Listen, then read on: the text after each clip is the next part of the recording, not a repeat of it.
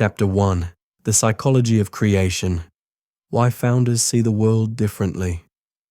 Most people move through the world reacting to what is already in front of them.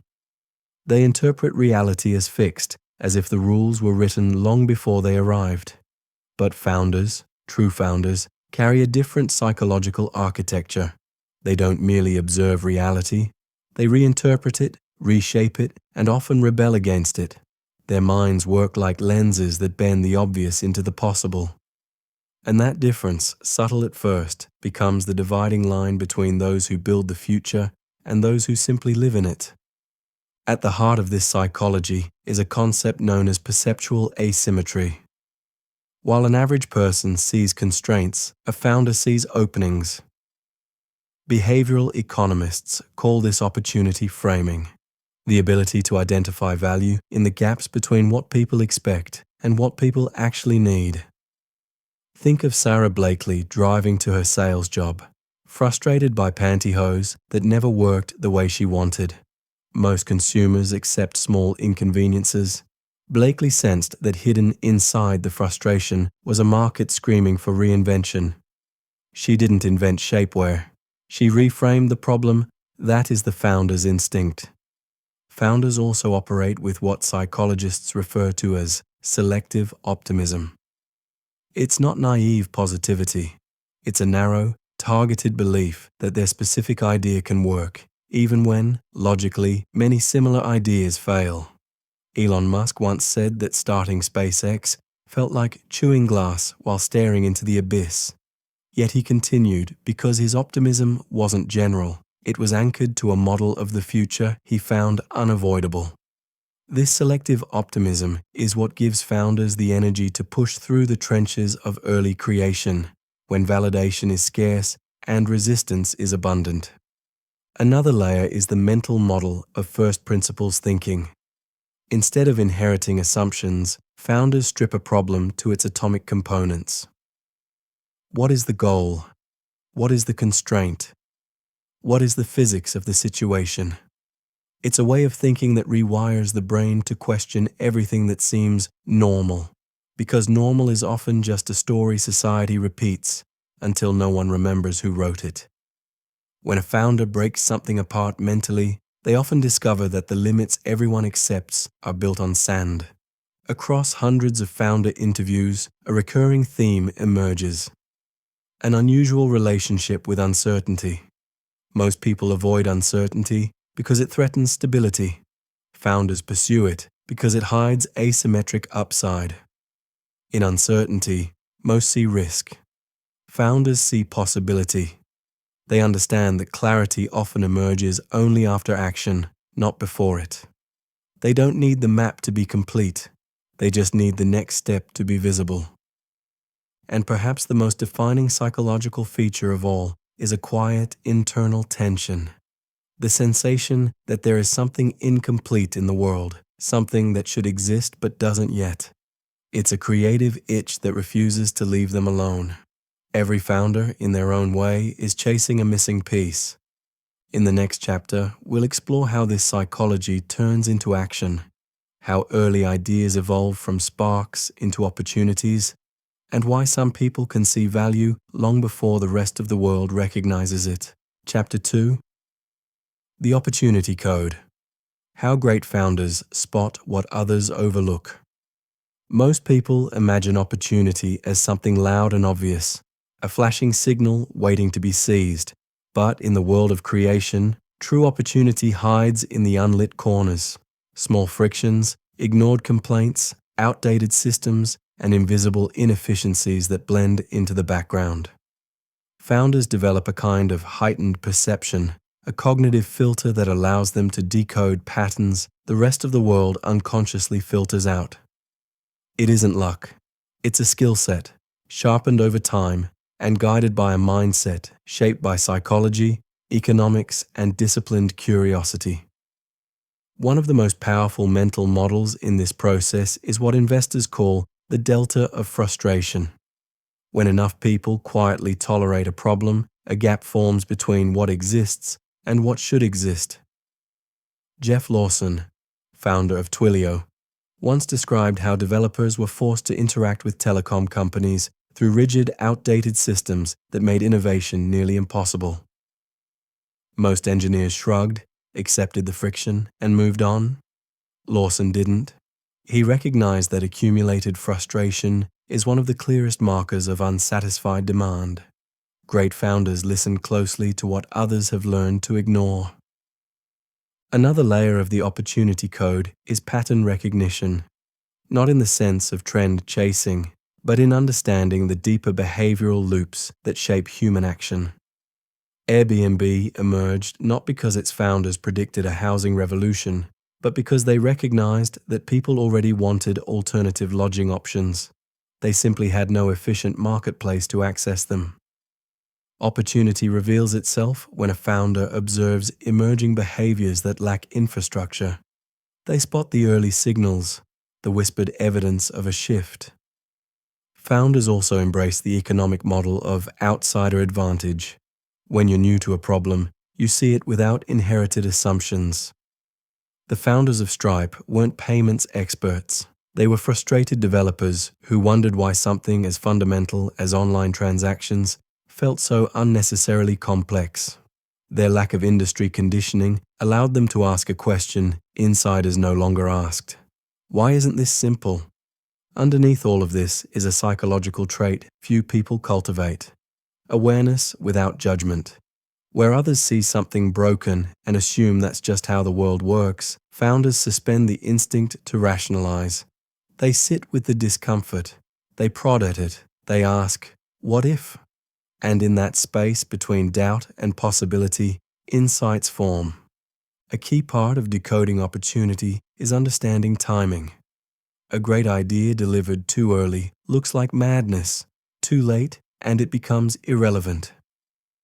Founders operate with what can only be described as temporal intuition, the ability to sense when technology, behavior, and economics are quietly aligning.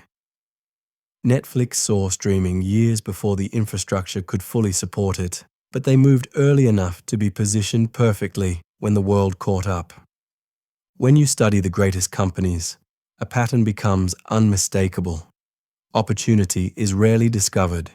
It is understood, interpreted, and validated through a founder's unique lens.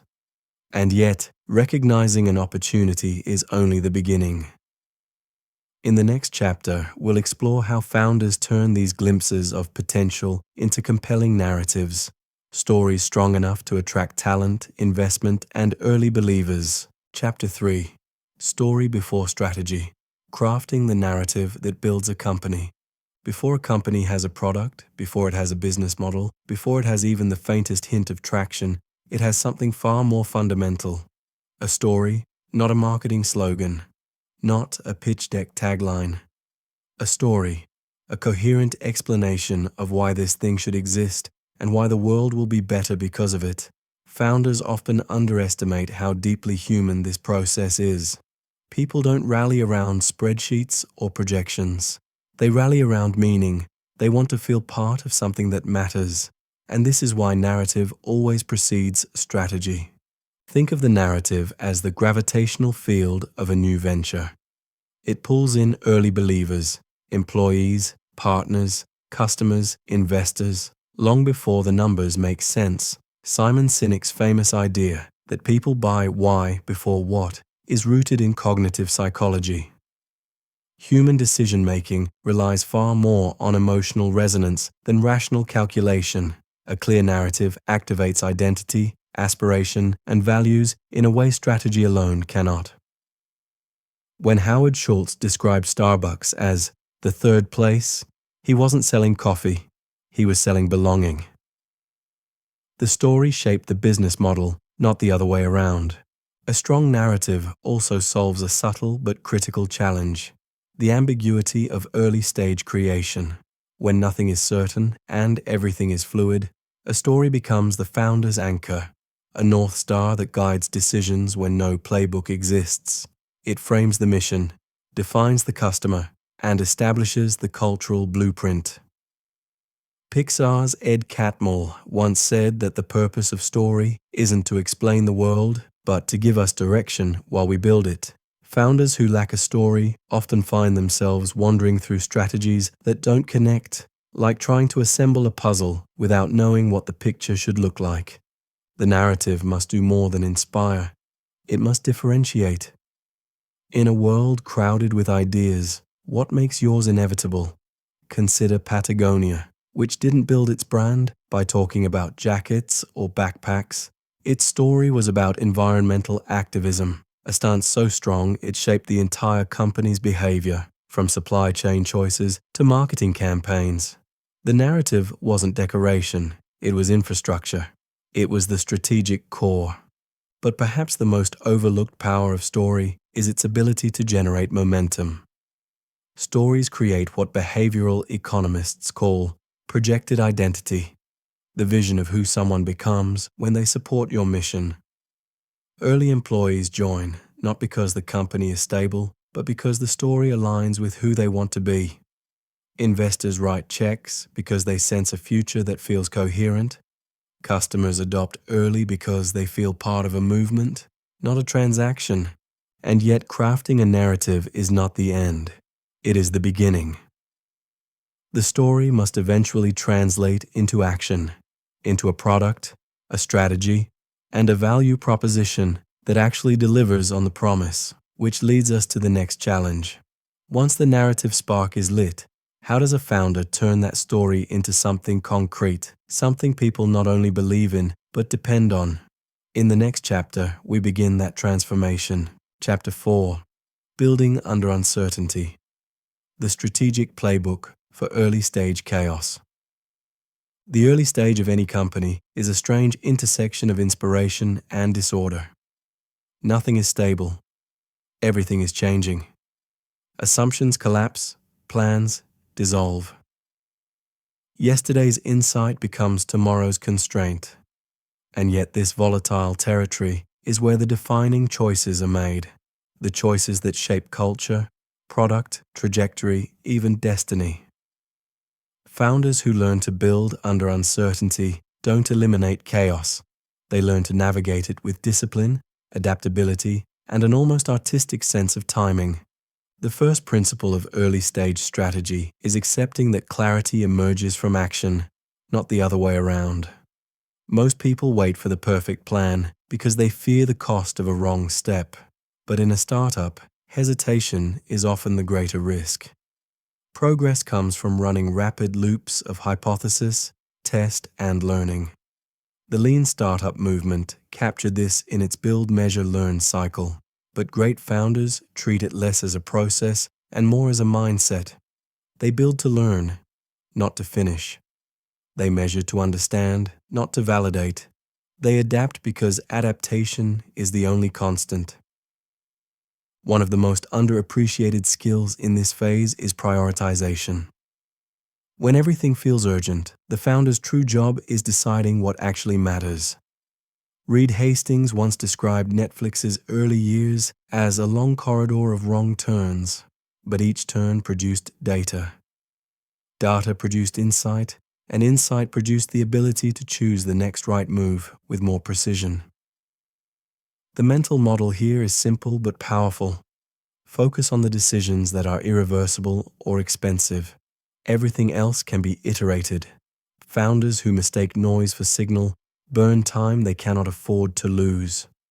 Another pillar of early-stage chaos management is psychological resilience. Not the loud motivational kind, but the quiet endurance that allows a founder to stay mentally flexible while the world around them keeps shifting.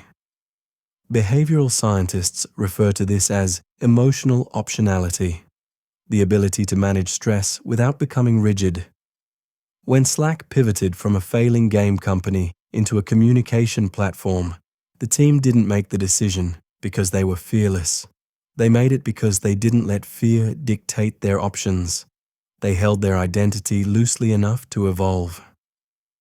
Great founders also understand the strategic value of constraints. Limitations are not the enemy. They are the boundaries that sharpen creativity. Airbnb didn't start with sophisticated tools or global infrastructure. They started with 3 guests in a small apartment and a simple belief. People were willing to stay in other people's homes. Instead of resisting constraints, they used them to force clarity about what really mattered: trust, affordability, and belonging. Constraints create focus, and focus creates momentum. And yet, in the midst of all this chaos, something else is forming, something subtle but powerful. The early choices, the messy experiments, the imperfect launches, the emotional turbulence, together they shape the beginnings of a company's identity, a culture, a set of instincts, a unique way of approaching the world. The question now is what happens when the fog begins to lift, when early experiments reveal patterns, when customer behavior becomes clearer, and when the company must shift from discovery to deliberate scaling. In the next chapter, we explore that turning point. Chapter 5: Momentum, Money, and the Making of Enduring Companies. Momentum is one of the most misunderstood forces in business. People often think of it as speed, more customers, more revenue, more activity. But true momentum is not speed. It's direction multiplied by conviction. It is the moment when a company shifts from pushing the vision uphill to being pulled forward by a growing current of belief from customers, investors, and the team itself. When momentum appears, even slightly, it becomes the first proof that the story, the strategy, and the early experiments are beginning to align. At this stage, something fascinating happens psychologically. Customers no longer need to be convinced, they begin to self-select. Early believers turn into advocates. The product starts to behave like a magnet. This is what growth theorists call acceleration inflection, when engagement increases not because of better marketing, but because the market itself is signaling readiness. Consider how Canva exploded across classrooms, small design teams, and freelancers. Their early traction wasn't a fluke, it was evidence of pent-up demand finally meeting an accessible solution. Once the flywheel began turning, each new user increased the value and visibility of the platform, creating a loop that fed itself. But momentum alone is not enough. At some point, vision must intersect with capital, the financial fuel that transforms potential into permanence money. In the world of startups, is neither merely a resource nor a scorecard. It is a strategic accelerant. The right money from aligned investors gives a company time to experiment, acquire talent, and solidify its position. The wrong money introduces pressure, distortion, and a dangerous obsession with premature scaling. Startups fail not because they run out of money, but because they run out of time, and funding buys time. The economic mental model at play here is optionality. With enough financial flexibility, a company can test multiple approaches without committing too early. Amazon famously used optionality to expand into categories long before they became profitable, relying on momentum and capital to stay ahead of competitors who were forced into shorter planning horizons. When handled well, optionality creates durability. When ignored, a promising company becomes brittle, locked into decisions that cannot evolve. Yet even with capital and momentum, founders must guard against the invisible killer of scaling: complexity. Systems multiply, communication becomes harder, culture bends under the weight of growth. What once felt like a tight-knit mission can start to feel like a machine. The founders who build enduring companies respond not by chasing more headcount, but by reinforcing simplicity, clear goals, tight feedback loops, cultural consistency, and a refusal to let bureaucracy grow faster than the business itself. Stripe's founders often said that the organization should be prevented from growing faster than the product.